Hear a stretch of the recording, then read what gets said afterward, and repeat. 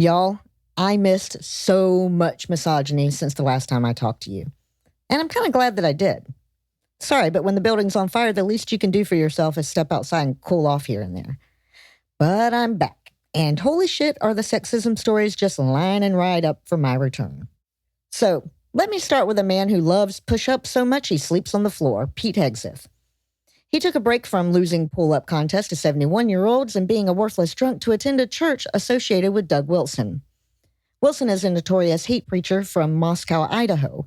We've talked about him before, but there are a lot of assholes to keep track of. So let me just emphasize that this is one of the most dangerous gun fetish we're going to need to rise up against the liberals, Christian leaders we've ever covered. And among his many disgusting beliefs is the subordination of women. Well, that dude just opened a branch of his Guns and Jesus Church in Washington, D.C., and among his early adherents is our Secretary of War, Pete Hegseth. This is a church that openly advocates for Christian theocracy at the point of a gun, run by a man who has described women as, quote, the kind of people that people come out of, end quote, and preaches all about female submission and male headship.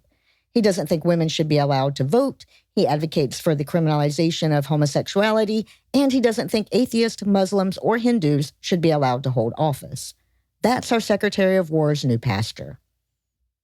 So with that warning out of the way, we'll head to, where else? Georgia, where a damning report in the Atlanta Journal-Constitution just outed a pastor named Bradley Reynolds.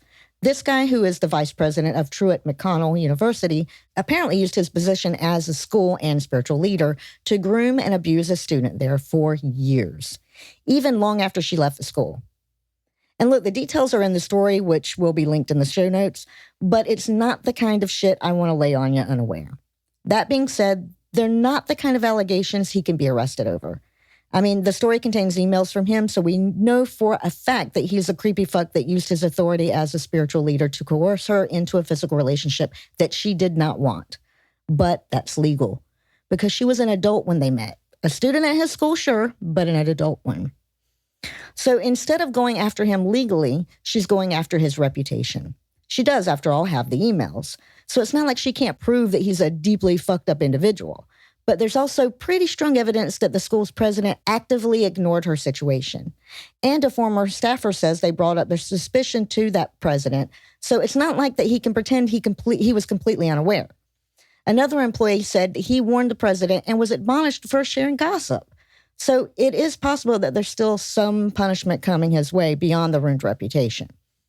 And while we're on the subject of victims taking control and seeking their own justice, I have one more story I want to share with you. The victim here is Heather Jones, who took a job as a dancer when she was a neglected 17-year-old. At that job, she meets a guy named Bob Sullivan, who says he's a doctor and promises to take care of her. So for years, she has this sugar daddy relationship with the guy. But along the way, she learns that he's not a doctor. He's a fucking Catholic priest. And when she sort of gets herself together and does rehab and shit, she realizes what a fucked up thing it is for a 30-something priest to start a relationship like that with a 17-year-old kid. So she threatens to go public. He offers her over $250,000 to sign an NDA. But, and here's my favorite part, she's been going to law school. She looks at the NDA, realizes there's no fucking way it'll hold up in court, takes the money, and then outs the predator anyway. Now, in Alabama, the age of consent is 16, so he didn't technically break any laws. But he broke Catholic rules by fucking anybody at all. And they've committed to at least publicly taking this shit super serious. So Sullivan has been placed on an indefinite leave, and Heather is presumably lying around in a bathtub full of his money. And on that unusually happy note, I'll wrap things up and hand you back over to Noah, Heath, and Eli.